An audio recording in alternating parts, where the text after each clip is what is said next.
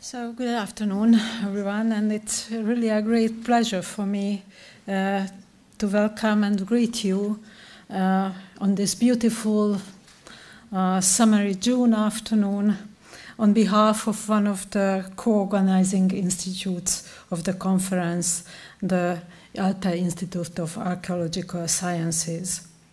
And it's also a great honor for me to share my thoughts with you in this forum on the archaeology of childhood in Hungary.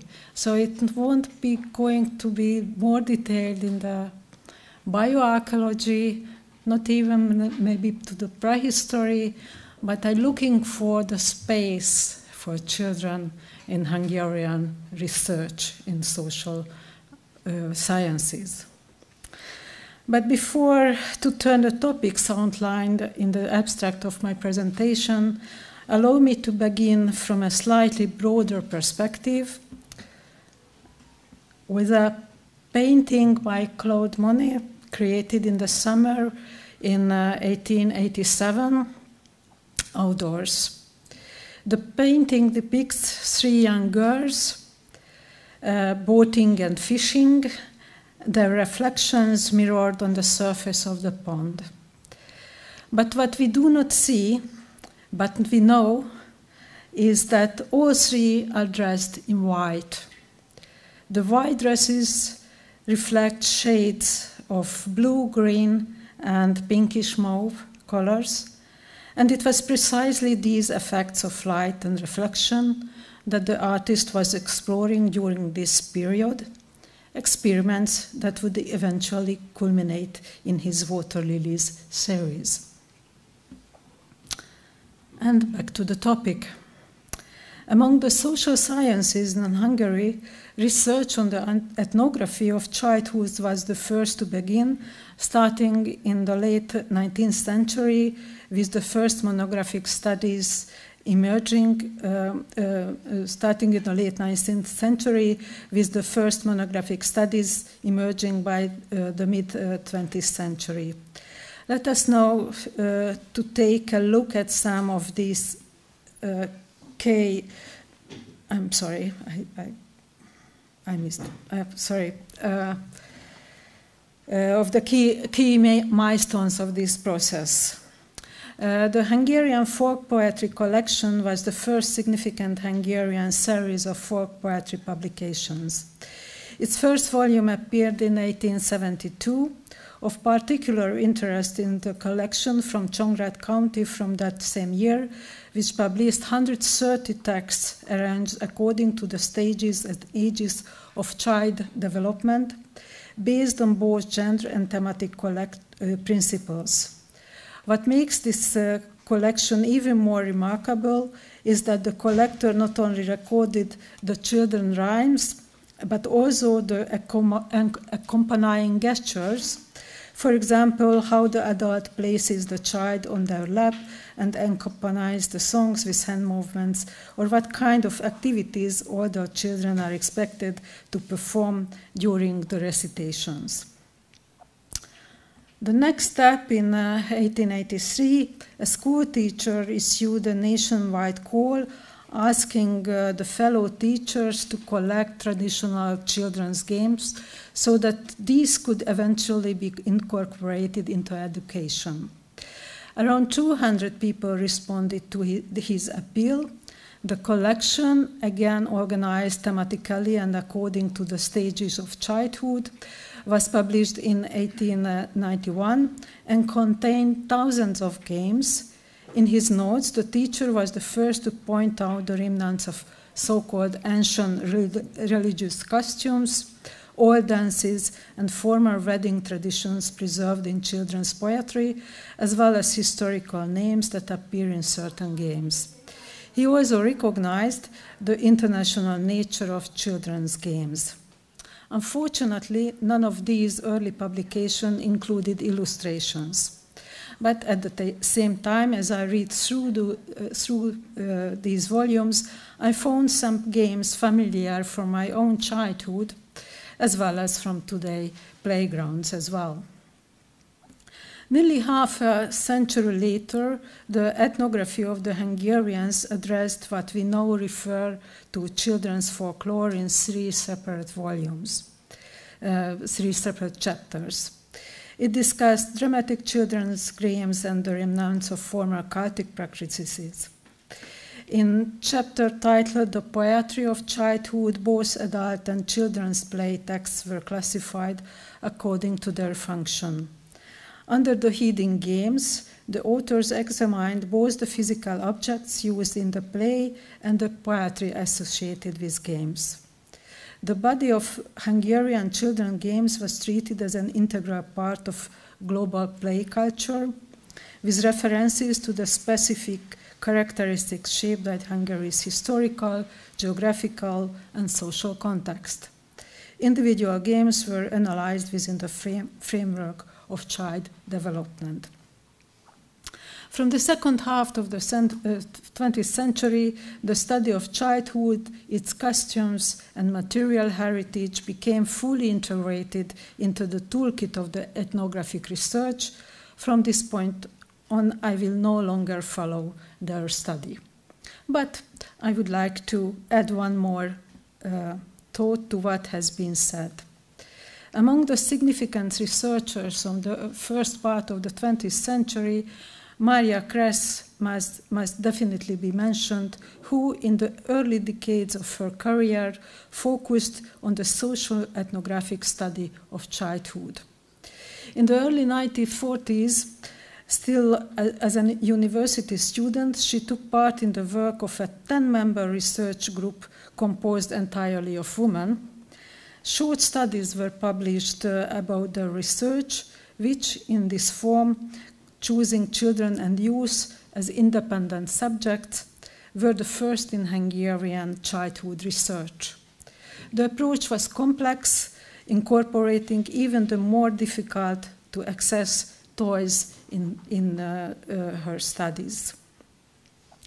This marked the beginning of research that helped elevate childhood and children games to an independent socio-ethnographic subject, culminating in a youth study conducted in Transylvania, today in Romania, between 1941 and 1943.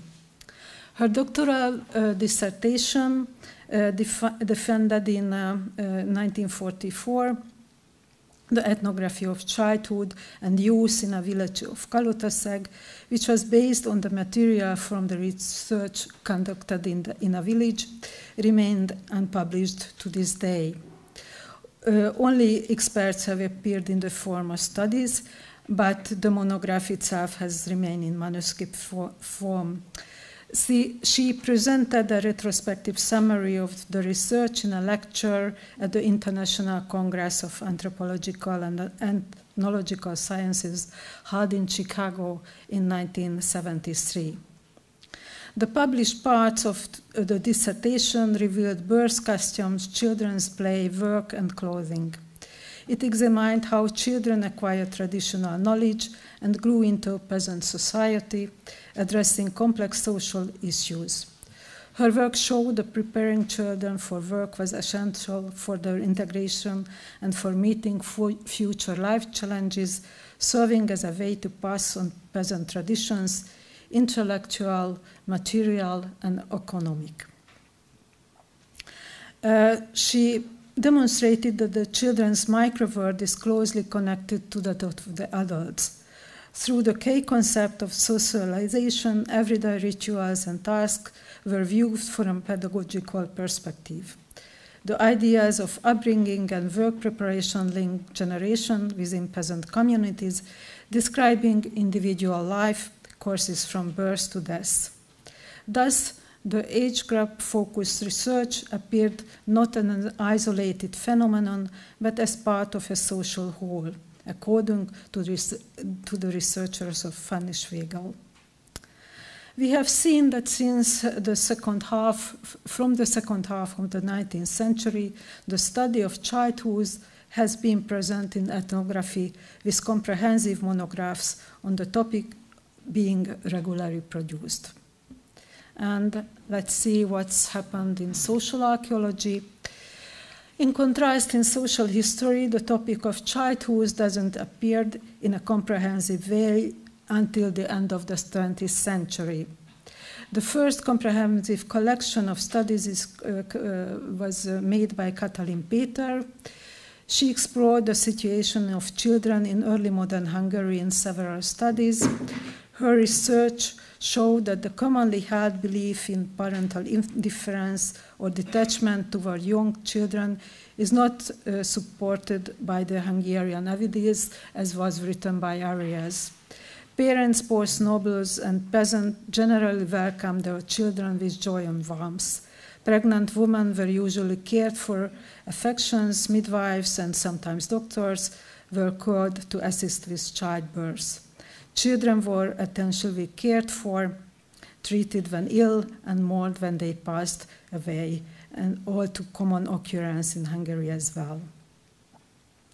The work was initiated with the aim of determining whether the available sources in Hungary allow for the study of children and the history of childhood. By the history of childhood, we mean the history of social perceptions surrounding children, as well as the social expectation placed on children and parents. In other words, the history of ideas. These were quoting from the book cover text. With the aid of detailed case studies, the volume illustrates every aspect of Hungarian childhood in the early modern age from a variety of contrasting perspectives: birth, care, education, marriage, orphanhood, and death. This book also includes a unique portrayal of family life in the Hungarian aristocracy. Beloved Children is a comprehensive study examining topics such as family intimacy, paternal and maternal attitudes, providing the reader with a valuable insight into child lives in Hungary during the 16th and 17th centuries. The topic also appeared in special issues of popular history magazines, and another comprehensive work was also published during the period. This was the content analysis of the study of childhood history, as it was first in Hungary to apply the method of content analysis to educational history research, specifically the history of childhood. Based on the data, it draws precise and scientifically sound conclusions about the image of children during the dual monarchy period derived from the pedagogical press of that area. And for my research, was the most important. The series concludes with Zita Deáky's monograph published in 2011, a richly illustrated, visually engaging book. Through its broad and diverse range of topics, Deáky's work on the historical ethnography of early childhood aims to present a comprehensive process. She supports and illustrates her findings with historical and ethnographic sources.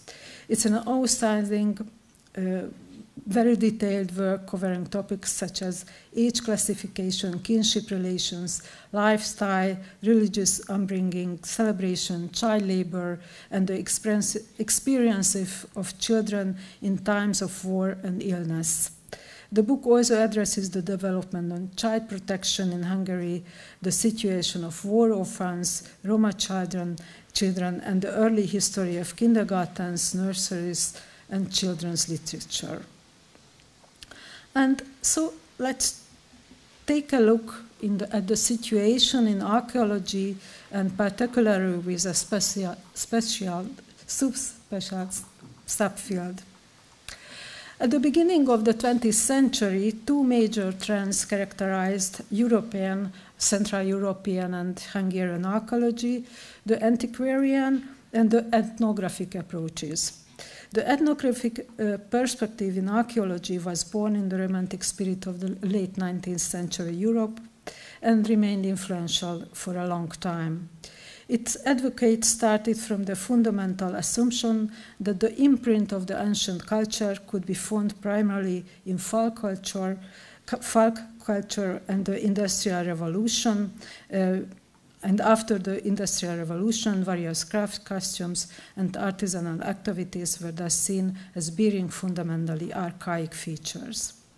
This perspective is not to be confused with the Ethnographische Archäologische Zeitschrift that has been published in Germany since the 1960s, nor with the American ethnographic archaeology trend that has emerged in recent decades. Hungarian overviews of history of science often emphasize that ethnography plays a prominent role within the humanities and understanding the past. This was certainly influenced by the fact that due to the late industrialization, traditional folk culture persisted longer in Hungary as well as several Central and Eastern European countries. As a result, ethnography, particularly historical ethnography, played an important role in shaping research questions in various academic disciplines. According to József Lászlósky, this connection is especially strong in the study of the early modern period, notably in the fields of ceramic and architecture, where archaeological methods have been used to excavate and study these sites. First, in this row, I would like to highlight the activity of Ferenc Móra from the first half of the 20th century, a Hungarian writer, poet, journalist, archaeologist, museologist, and museum director, a true Renaissance man. In the methodology evident in Móra's archaeological work, alongside an antiquarian object-centered approach, an unmistakable ethnographic perspective is also present. He came from a poor peasant family and never forgot his roots, not even when he became a famous and celebrated writer. Perhaps because of his deep connection to the land, he believed that archaeology is petrified ethnography and ethnography is living archaeology. I'm not saying that they can't hobble along without each other, but they can only truly walk together. This sentence is evoking even in our generation sometimes. Within strictly academic circles, Gyula László played a much more significant role in the spread of archaeological ethnography. He introduced the concept as a response to the rigid and closed system of the typological school. He first outlined his ideas in a book in 1944, The Life of the Hungarian People, but they only gained wider recognition during the 50s and the 60s. Archaeological ethnography drew inspiration from multiple sources, the most important of which was Hungarian ethnography, a discipline that has traditionally had greater significance in Hungary than in the West. Another key source was cultural history, a popular trend in Hungarian historiography during the 30s and 40s. Together, these influences shaped the theoretical framework in which the emphasis was not on the typological sequences or chronological phases, but rather on the revival of the finds, on allowing the objects themselves to speak. Gyula László's work illustrates his claims with ethnographic, archaeological, and historical paragraphs. Given this background, it's somehow surprising for me that children do not play a prominent role in the work of either Móra or Gyula László. László typically mentions only boys, only in the context of inheritance, referring to them as heirs. In the relatively brief subchapter titled Birth, we encounter examples related to naming and rituals that are directly projected back to the 10th century from contemporary ethnographic observation in the Carpathian Basin and among Finno-Ugric peoples. He also noted the striking absence of objects that could be considered children's toy in burial context, explaining this by pointing out that collectors of the 19th century recorded the same custom among the steppe nomadic people.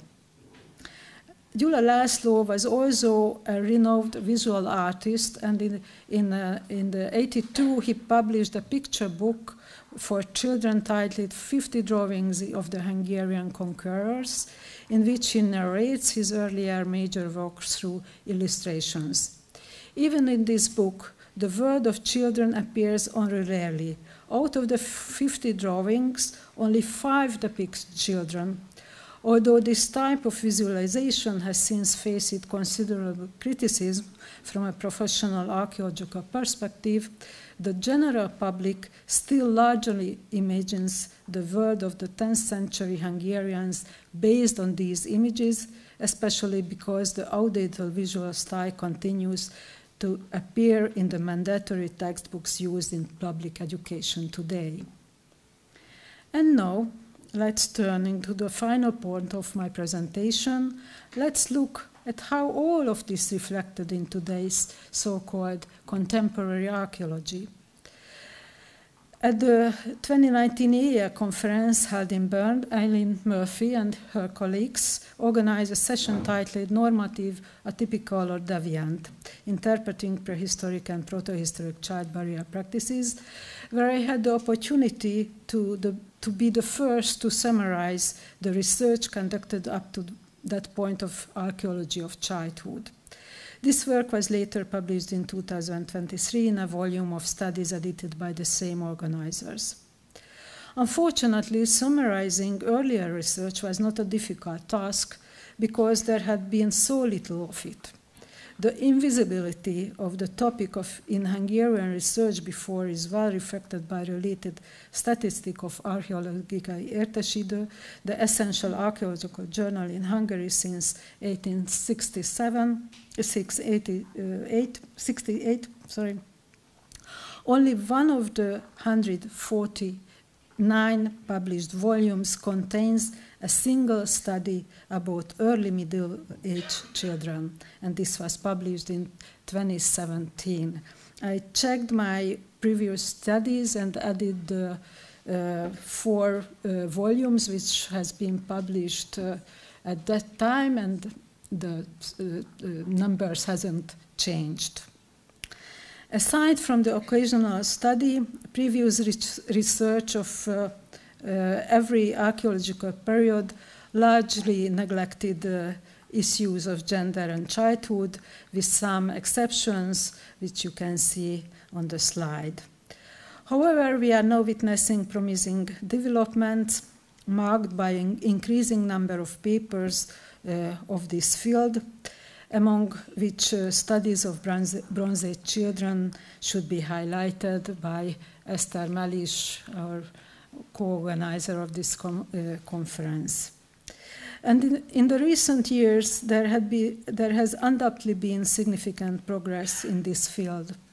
However, I will not cite their work here because they are present among us today, and we will hear their presentations in the sessions to become in the next days.